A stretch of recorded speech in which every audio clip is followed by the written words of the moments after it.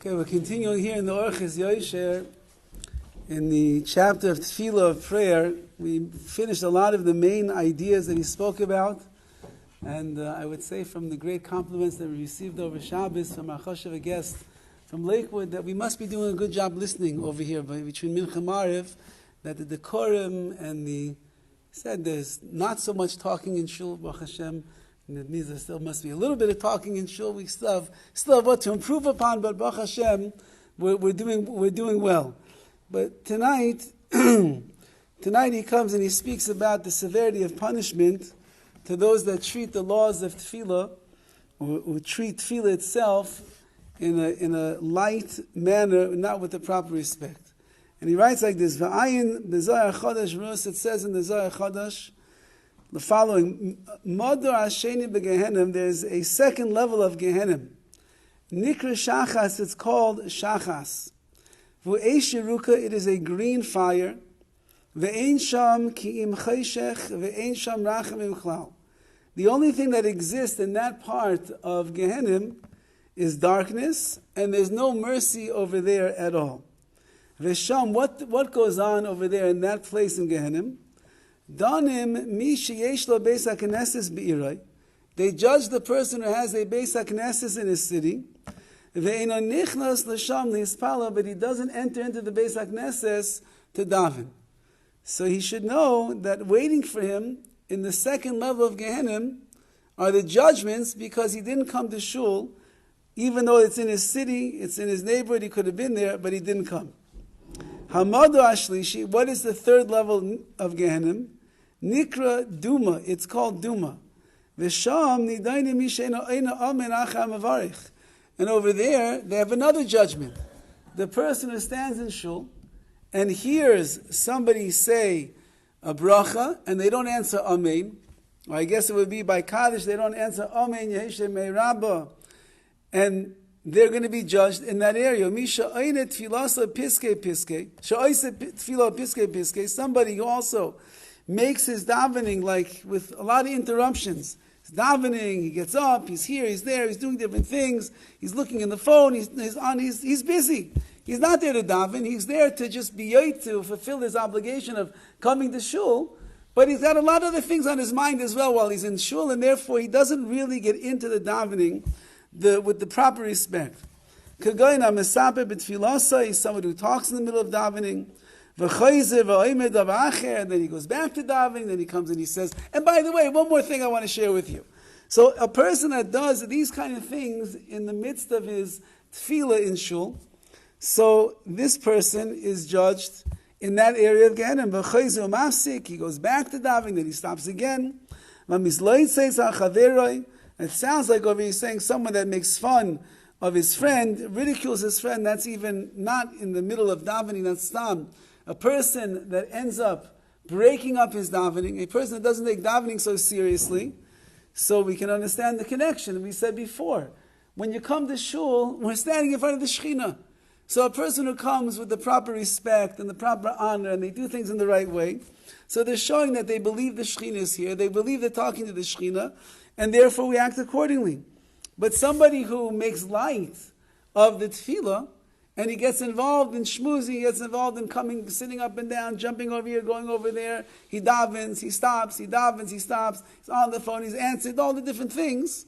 So that's really in the same category over here of somebody who is ridiculing his friend. It's like ridiculing the Rabbi Shalom, saying almost as if we don't believe that HaKadosh Baruch Hu is in this room the entire time that we are davening. Ad kan l'shoinoi, that is the end of the words of the Zohar. Phew, we made it through. But it gets worse, my friends. Because of the Ramban writes, the Rege Echad b'Gehinom. He writes this in his introduction to his commentary on Iyov. Iyov is the sefer in Tanakh which speaks about one man suffering in this world, how nobody could have suffered worse in mankind than Iyov did. But the Ramban writes that you should know the Rege Echad b'Gehinom, one moment in Gehinom, Kasha Yisur Iyov is worse than all of the suffering that Iyov went through. Kol Yom of all of his life, all of the life that Iyov suffered, So 1 second in Gehinom is worse than all of that. Which means that to be in the second level of Gehinom and be judged, like he said, to be in the third level of Gehinom and to be judged, it's not a place where a person would really like to be.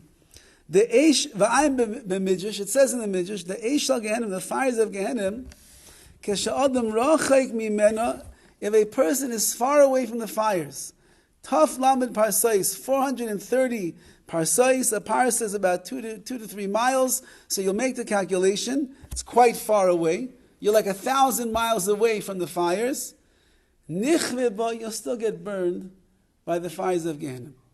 So even if you don't end up deep into the area, in the arena of where the fires are, nevertheless, they still burn. Ayin sham oid me'anashim hanoraim shesham. If you're interested to see the other punishments that come along, so you'll take a look inside this particular midrash. It's in a midrash that he quotes called Abba Gurion. You'll have to find it. And he brings a much greater detail of what we're discussing here. So if anybody would like to take a look, it's over there in Perek Daled in Abba Gurion, and you'll see what it says. V'la'asid lavai. In the future, meaning when a person will end up departing from this world, after all the punishments they received, nishar shemai la'olam b'fikulam, their name is going to be remembered by everyone as hamizalzel b'tefillah. Oh, remember that guy? He's the one that disgraced tefillah when he used to come to shul. Mavaza Beis HaKnesses, he's the guy that used to be Mavaza, he used to disgrace the Beis HaKnesses. You should have seen the way he would come in late every day and this and leave early and do this and that. He would schmooze, he would talk, all the different things. So even after everything a person goes through in the fires of Gehinom, and they survive all that, let's say, nevertheless, in this world, they're left with a very, very bad reputation. They go down infamously forever and ever as the person that was mezalzel, that was disgraced the tefillah, and he was shameful to the Beis HaKnesses, v'kedoymeh. Similarly, we find Kedisa b'midrash, in the Midrash Tanchum, it says, Shalasi lava yikra adam al shem ma'asav, like we mentioned before, at the end of a person's life, we are called based upon the actions that we did in this world. So if you're a person who did tremendous actions, you did great actions, they'll remember you. He was the Baal Chesed.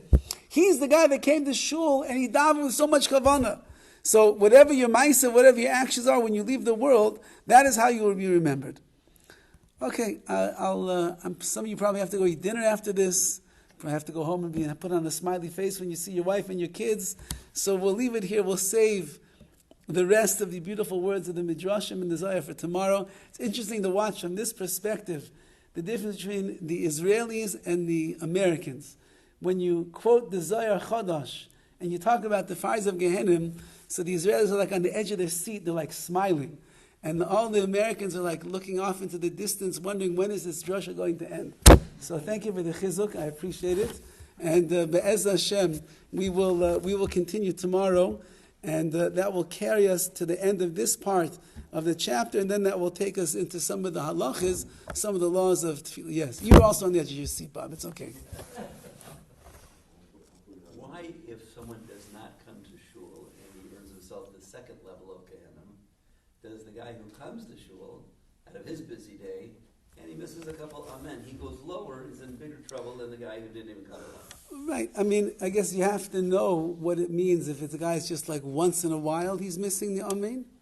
Or it seems to be it's a guy that regularly is busy doing other things in shul that he continually misses. Make the minions a pretty good plus. What? Makes the minions. I'm not saying that is not a good thing, but if the person is not conducting himself properly in shul, that he's there but he's not really there, and he keeps missing an amen, yehesh me'rabba, baruch, all the different things, so then he came to the right place, but he's got the wrong attitude while he's here. Okay, we'll continue tomorrow, Be'ez Hashem.